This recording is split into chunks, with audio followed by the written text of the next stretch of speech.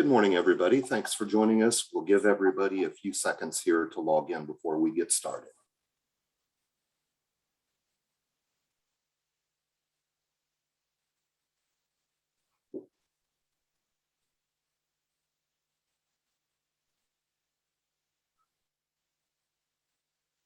Again, good morning. We've got people joining the webinar right now. We will give everybody a few minutes to get logged in and we will get started shortly.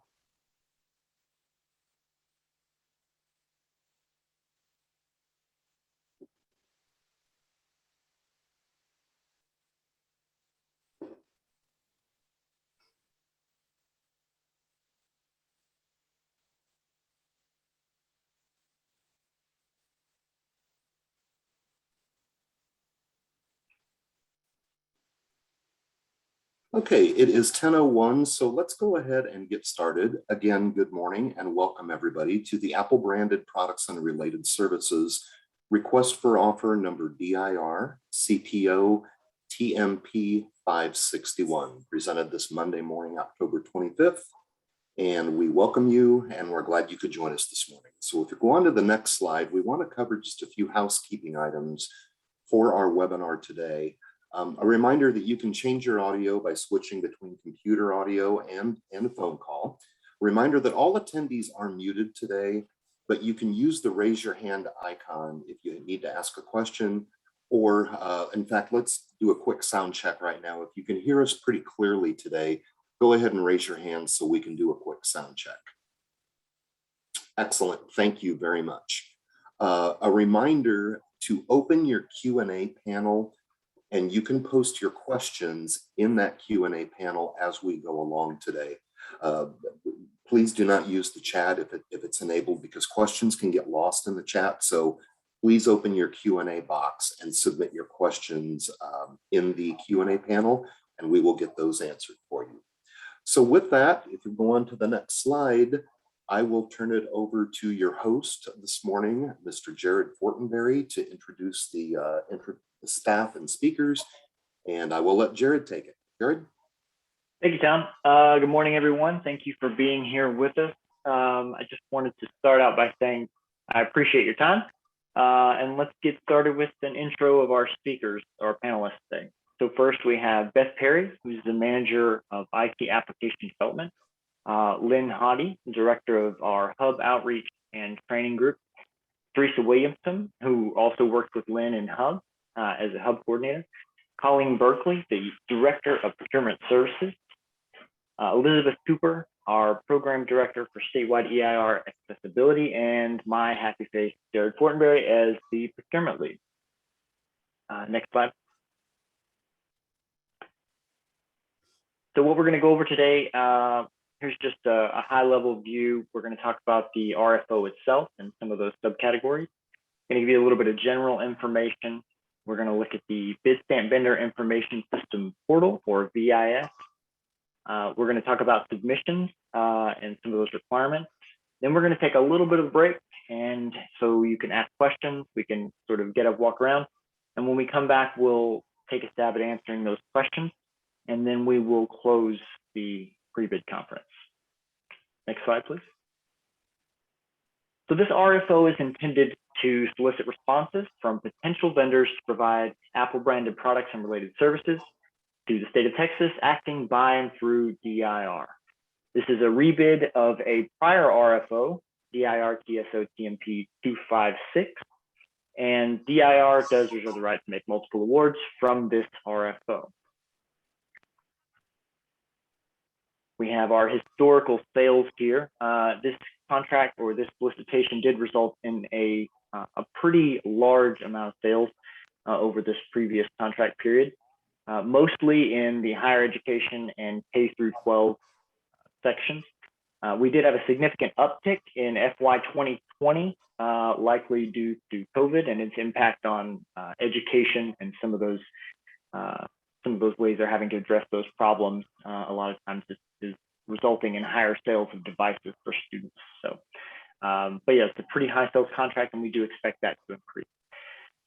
Next slide, please.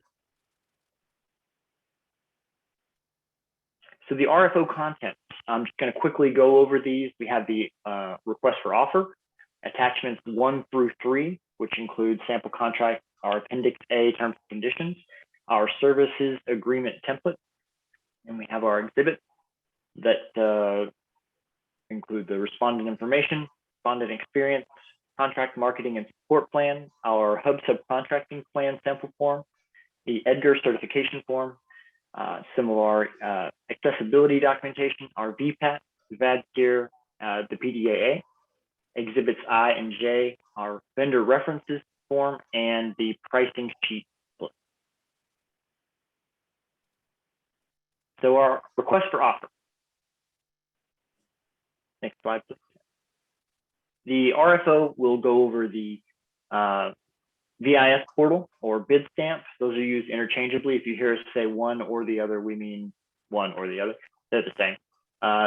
Scope of the solicitation, the pricing information, submission requirements, the evaluation, negotiation, and award information. And again, those exhibits A, B, C, and D. Term of the contract. This solicitation is intended to have a contract that will last 2 years for the initial term, beginning on the last date of approval by DIR. The contract will renew automatically in 3 one-year optional renewals under the same terms and conditions, unless there's a 60-day notice in advance of intent to modify or not renew. Our schedule, we posted on October 15th. Obviously, this pre-proposal is today on the 25th. Our estimated deadline for submitting questions is 2 days from now, October 27th at 5 o'clock. The responses will be due and vendor references will also be due November 19th, 2021 at 2 o'clock. Please make sure you submit it early. We wouldn't want to have anybody be excluded because once Bidstamp closes that door, it cannot be reopened. So please, again, make a note, submit it early so that you know it's been received. Evaluation of responses will begin shortly thereafter on November 22nd and will continue until those evaluations and awards are complete. Next slide, please. Jared, before you go on, I just want to address Claudia's question. Will we be able to view the slides later because all I see is the speaker's name? Yes, the slides will be made available, but you may want to log out and log back in if you are having trouble viewing the slides as we are going through this. That sometimes happens with webinars. So it may help to log out and log back in so you can see the progression of the slides. Thank right. you. And no problem. And just to add on to that, we will be posting the slides to the Espd, so you'll be able to view those. And also the presentation itself will be posted to DIR's YouTube account. So those should be viewable shortly within a day or two of the conclusion of this. Next slide, please.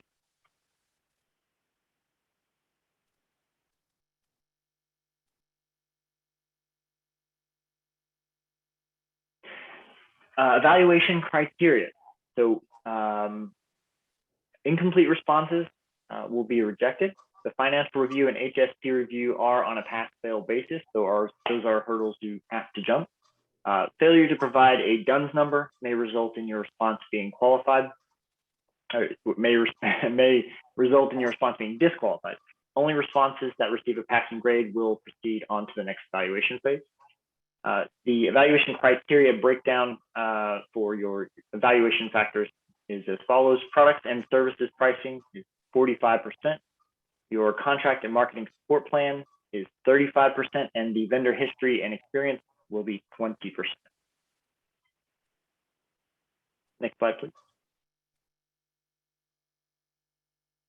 Our exhibits.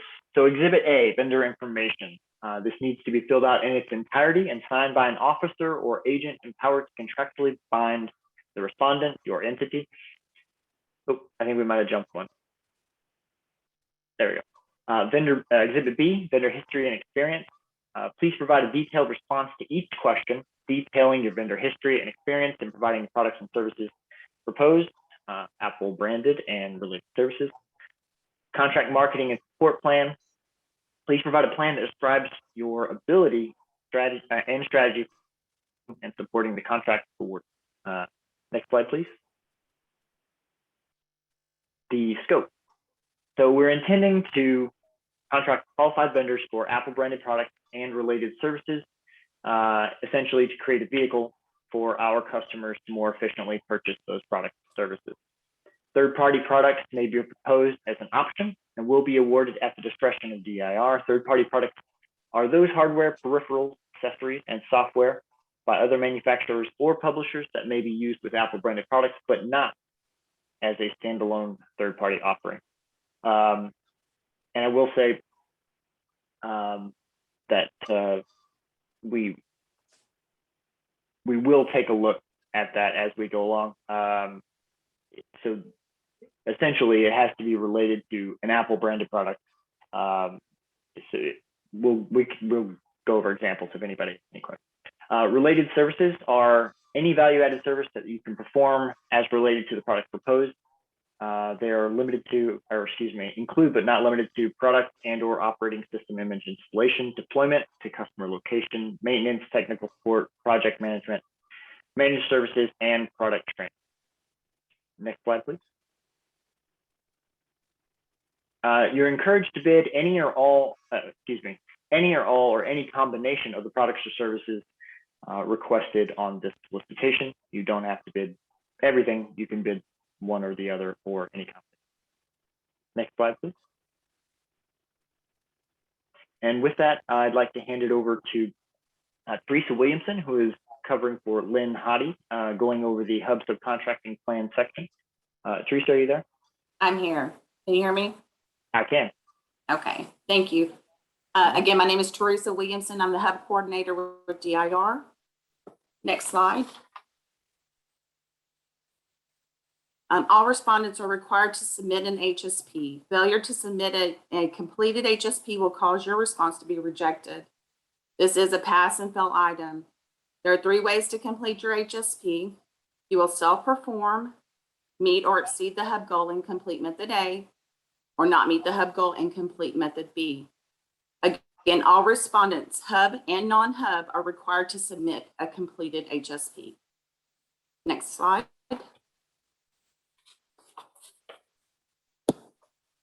If the Hub goal for this RFO is 21.1%, if your proposed subcontracting meets or exceeds the 21.1% Hub goal, you'll complete method A. Be sure to identify all Hub and non-Hub vendors that you will be subcontracting with. Include the anticipated dollar amount and expected percentages. So you will complete sections 1, 2, 4, and the method A, attachment A. Next slide. For method B, if you're going to subcontract below the Hub goal, you'll complete method B, attachment B. Be sure to solicit a minimum of 3 Hub certified companies and 2 minority trade organizations. You must allow them 7 working days to respond to you prior to the due date of the RFO. Include your outreach to these entities, including your emails. So you'll complete sections 1, 2, 4, and method B, attachment B. Please don't forget to include your approximate dollar amounts and percentages.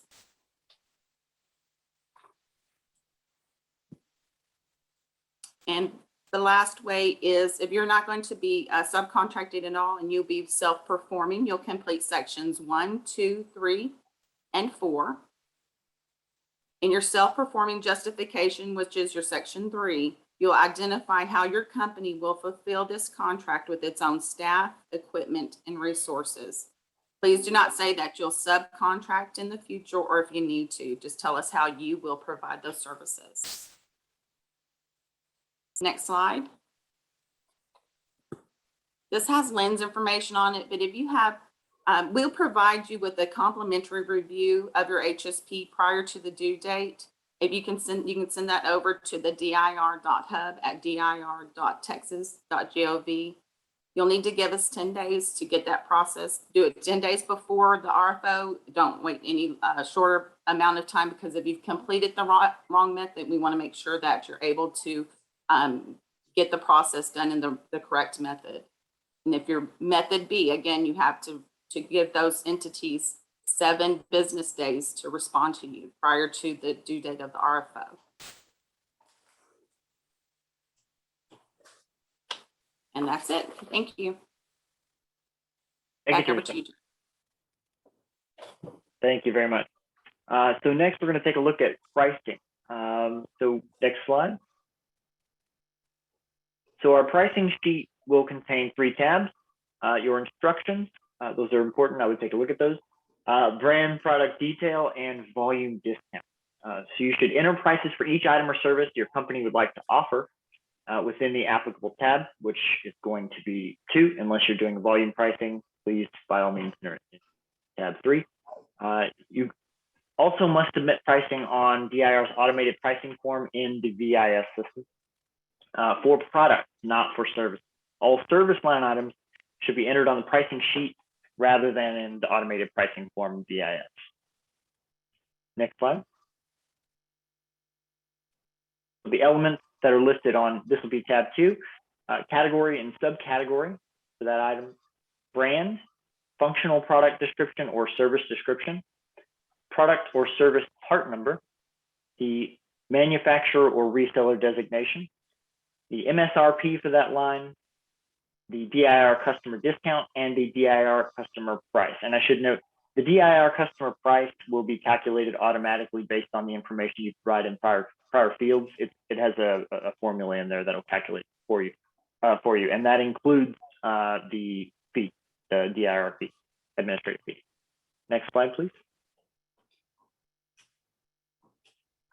Contract for products and services standard terms and conditions. Next slide.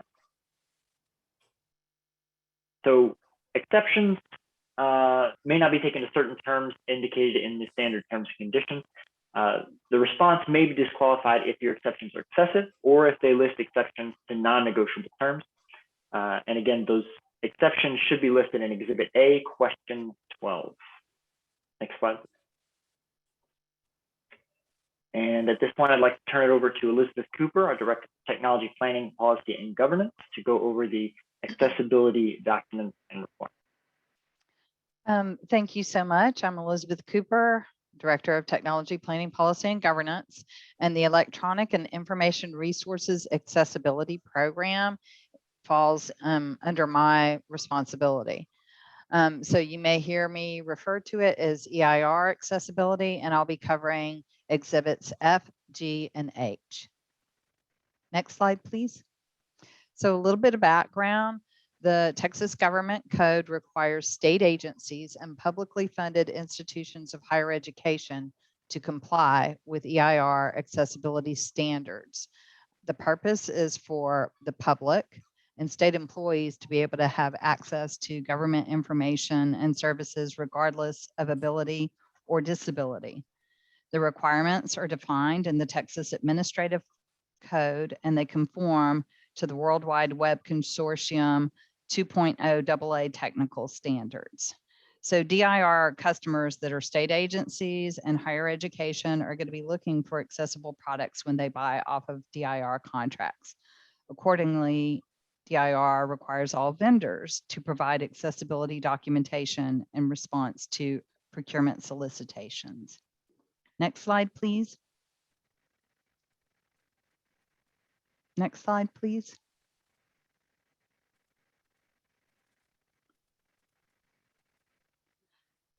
So depending on your offering, you may be required to provide 1 to 2, maybe even 3 types of documentation. One is an accessibility conformance report. These are produced, created by using a voluntary access template or a Vpat. And they're required for all commercial off-the-shelf offerings. If you're a reseller, you get that from the manufacturer. The VADSR, the Vendor Accessibility Information Request, is for non-COT development services such as web development, application, I'm not expecting a whole bunch of these, but it will be up for you to determine whether it's applicable. And then the policy-driven adoption for accessibility is a self-assessment tool, and we require the all respondents complete that form. Next slide, please. So let's start with the Vpat. It must be created using the Vpat version 2.3 or higher. If you have an ACR created using an older Vpat for a product that hasn't been updated or had any new releases since January 2019, that's acceptable, but you need to check and make sure there have been no updates to that project or to that product. You should look at this sooner rather than later. And again, if you're a reseller, the Vpat, which results in the ACR, should come from the manufacturer. Next slide, please. For any non-COT development services that are listed on this slide, web development services, web applications, custom development services that are part of an integrated solution, client-based application development services, or other software development services, we would be looking for the VADSR to be completed. Next slide, please. And the final piece is the policy-driven adoption for accessibility self-assessment. We require all to complete the self-assessment. It's an indicator of a vendor's organization implementing accessibility best practices within operations. And it has questions on it like, do you have a policy or plans to implement accessibility? Do you have governance systems? Are you integrating accessibility into key parts of the business process? It produces a maturity score. It's not necessarily that high level of maturity that we're looking for. It's the fact that you complete this and that it's very forthright, and it provides a roadmap for improvement in the future. Next slide, please. And you should have everything in the bid packet, but if you do need additional resources, they're available on our website. And I'm happy to answer any questions. Be sure and loop in Jared, though, if you reach out to me via email. Thank you. Thank you very much. We'll move on here with the general information and bid submittal. Next slide, please. So when you're answering, or rather when you're asking questions, please make sure to reference the RFO page number and section number. That really helps us to expedite the response process. Webinar participants may submit questions electronically anytime during this webinar, as we said below, and we'll go through those in the Q&A session at the end of the presentation. Any questions answered today are unofficial until posted on the ESPD in the form of an addendum. And I know we received a couple of questions about when those will be posted. And again, I'll address that in the Q&A session. Please check the ESPD often for updates. So you make sure that if there are addenda posted, you can respond to those and include those signed addenda in your final bid response. Any questions regarding this RFO need to be submitted in writing through Bidstamp vendor information system, through the vendor information system by October 27th, 2021 at 5 p.m. And I will reiterate, any questions that are asked in this presentation will be included in those responses. Next slide, please. Disqualification of offers. So you may be disqualified for failure to sign your vendor information form, Exhibit A, failure to complete the financial information, usually by not having your DUNS number, failure to complete a historically underutilized business subcontracting plan, that is a requirement, or meeting those requirements by sending it to the correct number of vendors or in enough time prior to the solicitation. Bid due date, failure to submit on or before the due date and time, that's a huge one. Again, please submit early so you don't have to spend all the time creating a quality response, only to be disqualified by a late submission. Here's the big one: contact with DIR employees regarding the RFO other than the designated contacts. We've listed a few in here, and we'll list them in a later slide. If you have any questions, please make sure you're submitting them to the proper channels and not going outside of those contacts listed. Delivery of offers: any vendor responding to the RFO must submit the response through the Bidstamp vendor information system. Next slide, please. And this is just a reiteration. Vendors and all vendor representatives shall not attempt to discuss the contents of the RFO with any employees or representatives of DIR other than designated contacts. Failure to observe this restriction may result in disqualification of any related response. Next slide, please. Here are those contacts. So for general inquiries or anything not specifically allotted in the next couple of contacts would be sent to me, and my email is listed there. Contacts for vendor information system or Bidstamp questions will be Stephanie Harrison, and her email is listed there. And then again, questions for the Hub subcontracting plan will be sent to Lynn at the Hub intake email address listed at the bottom. Next slide, please. Again, any vendor responding to the RFO has to submit it through VIS. Before you can access any of the portal, the VIS functionality, you'll have to log in with credentials to access a new or existing account. We have the link here for you to access the VIS portal and enter your credentials. If you don't have login credentials, there is a button on the page at the link above, and you can register to get your login credentials. Login. Next slide, please.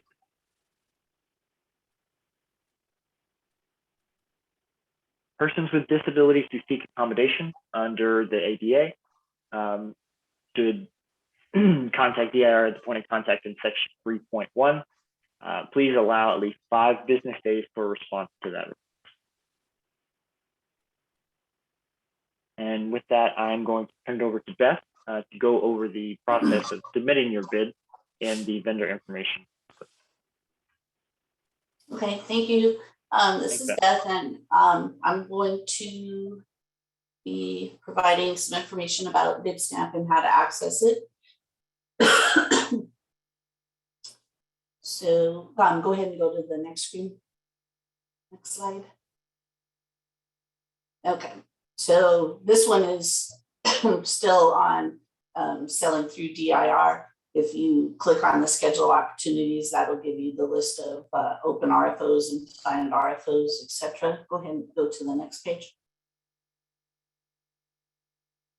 You can access Bidstamp through, in the upper right-hand corner of our website, there's a sign-in button. And if you click on that, it'll take you to a page with portals for customers and vendors. The vendor one you want is called Bidstamp.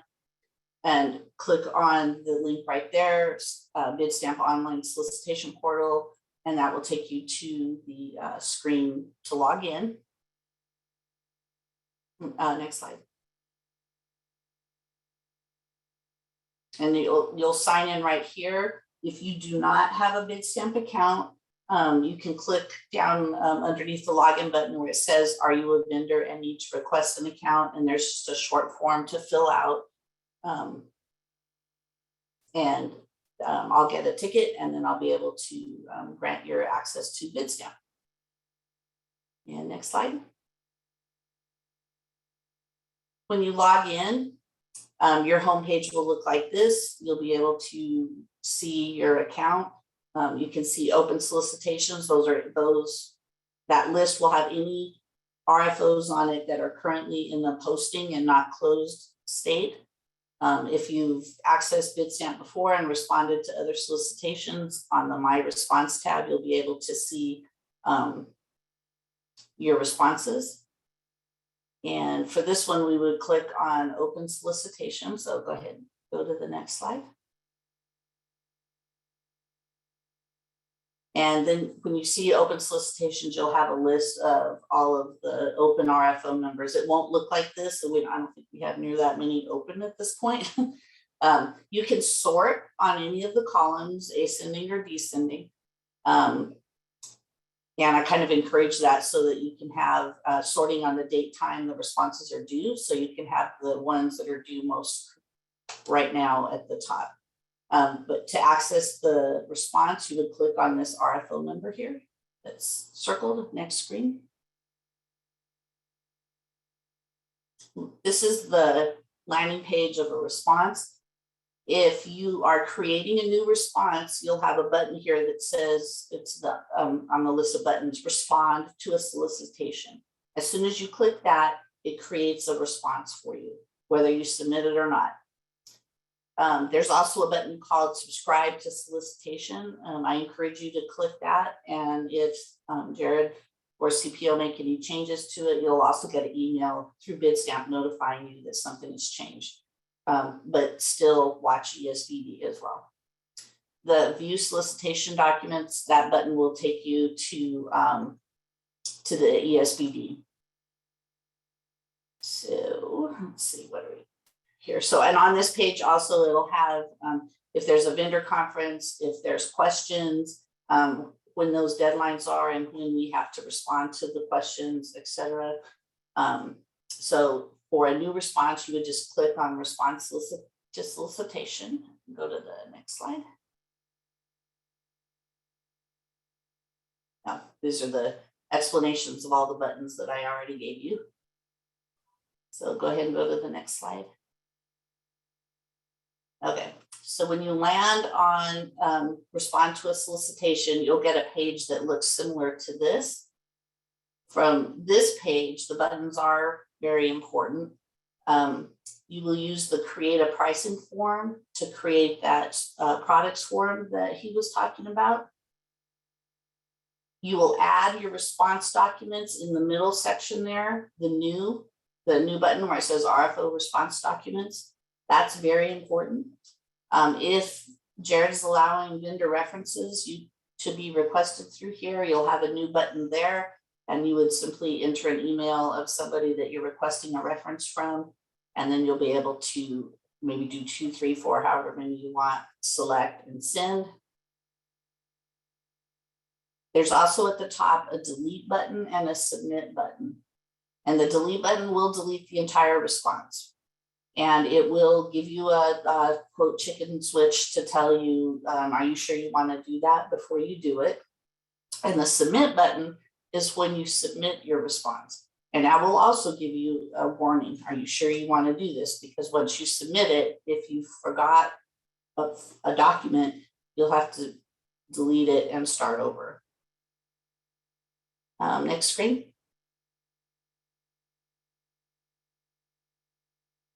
Oops. I don't know if this is still mine. No, yeah, I'll grab it from there. Thank you, Beth. All right. And this slide, we're going to talk about a little bit, just go over the mandatory response content.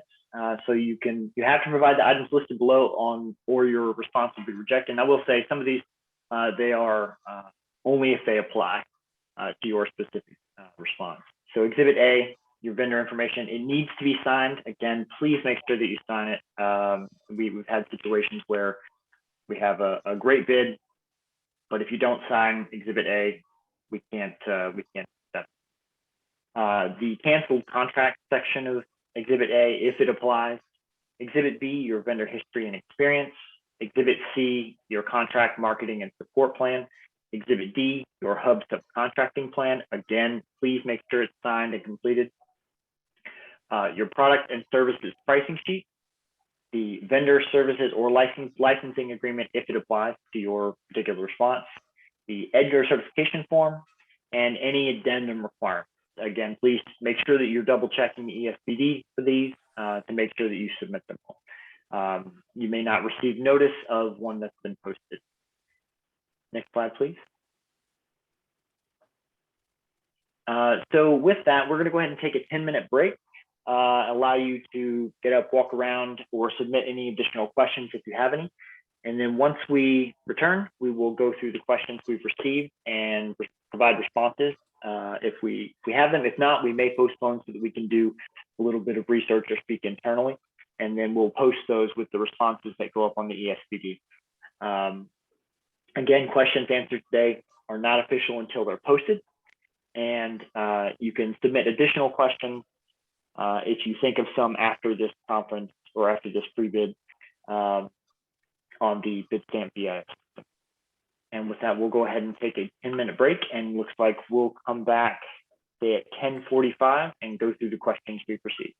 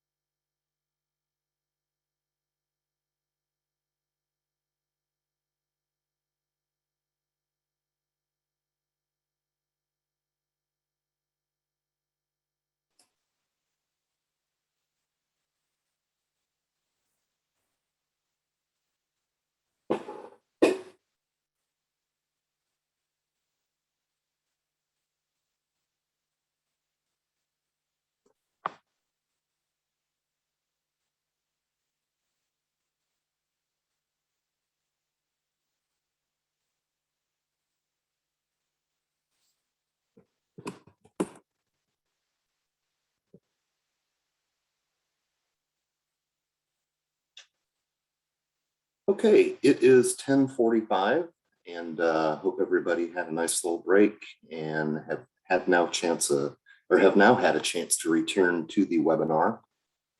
And with this time, we will go ahead and dig into the questions that we have in the Q&A box. So Jared, if you're ready. I am. I'll start. Okay. First question, and there are two basic similar questions on this topic. When do you anticipate posting answers to questions on the Espd site? It's not stated in either Bidstamp or in the RFO doc.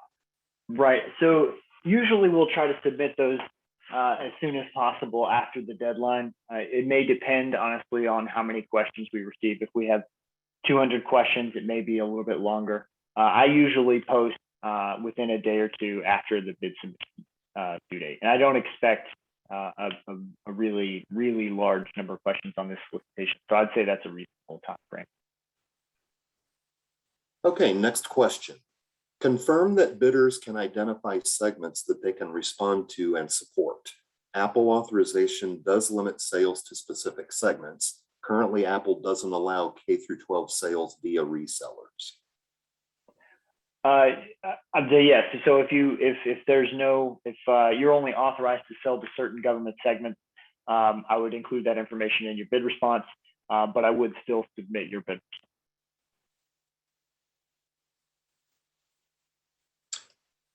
Okay, next question. Is the 21.1% hub goal a percentage of the entire contract or of subcontracted work only? So I'm going to defer to Teresa on this one. Teresa? Hi. So the 21.1% is the hub goal for the entire contract for subcontracting.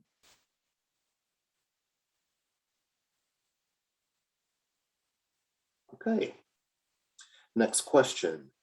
I do not see the button in the vendor information system Bidstamp to enter products pricing for each discount group. Can you show us where it is? So we did have a slide in the presentation that should point that out. We'll take a look at the presentation to go in and make sure that's displaying correctly, and we'll address it if it's not. Jared, this is Yes. Beth. I think you need to create you need to generate a pricing form on the RFO. There's not one there. Okay, we'll look at that. And then after it'll the be there. Yeah. Okay, perfect. So we'll do that shortly after the presentation. Okay, next question. Is a transmittal letter and executive summary required for this RFO? No, those will be optional. If we need to address that language, we'll include that in our Q&A addendum to make that change so that everyone knows those will be optional. Okay, next question. Can you share a copy of the scorecard? It's listed as a %, but is there a further breakdown that can be shared? So the breakdown that's listed in the RFO is as granular as we'll be submitting, and the scorecard won't be released for this RFO.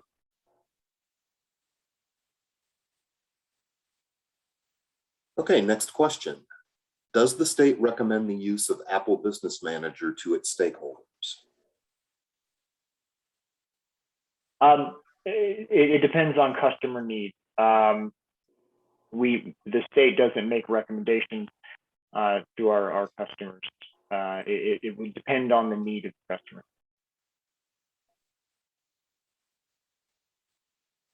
Okay, next question. How many references are required for this response? There's no minimum requirement. Usually we see 3 would be sufficient. Okay. Next question. Are there any major changes in terms between this RFO and the previous RFO? Yes, I would highly recommend reading through all of the terms and conditions to make sure that you are familiar. I would definitely not lean on terms and conditions or scope language that was in a prior RFO. Okay, and this is a follow-up question to a previous one. Regarding my question about transmittal letter and executive summary, no mention in the main document. However, in Exhibit A, page 5, section 16A, lists them on the mandatory response contents table. Yes, and we'll take a look at this after, and if we need to make an adjustment to that document, we'll do that to make sure that they're listed as options. Okay, and then the next question is similar to that one. Again, asking about the executive summary and transmittal letter, but there are no such requirements. And so that should answer both of those questions, correct? Eric? Right. Okay. Yes. Okay. How can respondents locate their comptroller response ID number as required by Exhibit A, Item 2, page 1? So if you have a Bidstamp account, I believe that should be listed on your profile. We'll take a look after this conference and make sure to post a response that sort of shows the best way of getting that information.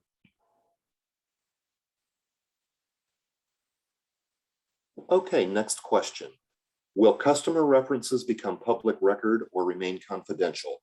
We are concerned about public release, publication of our reference customers' personal identifiable information, or PII. So they may be subject to public information. We can redact any personally identifiable information in your references.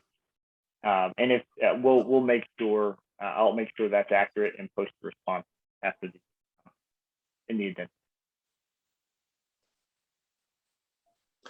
Okay, next question.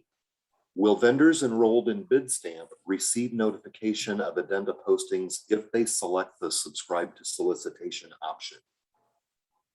No, you'd be notified of any changes in Bidstamp or any attachments or modifications that have been made in Bidstamp, but the addendum, if it's posted to ESD, you will not automatically receive notice. So I would recommend, again, checking back. Okay, next question. Will DIR allow vendors to structure their response with a discount off of nationally advertised price instead of a discount off of MSRP? Well, I may want to take a look at that and discuss that internally, and then we'll post a response again with the Q&A addendum.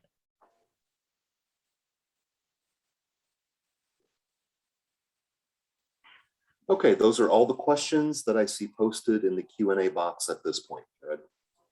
Okay, and if we could go ahead and go to the next slide, there's just a couple of reminders that we wanted to go over. So again, questions today, given today, are unofficial until posted on the ESBD in the form of an addendum. Any changes or additional information regarding the RFO will be posted as an addendum to the requisition number DIR-CPO-TMP 561 on the ESBD. And it is the responsibility of vendors to monitor the ESBD website for addenda. And again, the question due date is 5 o'clock on the 27th. So please make sure if you have additional questions to submit those. And here is our schedule. Those questions again, October 27th at 5 o'clock. Responses are due November 19th at 2 o'clock. Please make sure you have plenty of time. Don't wait until the last minute. Evaluation will begin November 22nd and continue until completed. Any correspondence should be sent to me, with the exception of questions for Hub or the VIS process. Those would go to the contacts listed previously in the presentation.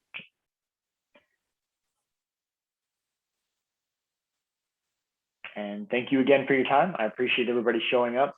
Please submit your questions and look forward to that addendum within a reasonable time frame, hopefully within a day or two of the response, or excuse me, the question deadline. And thank you again.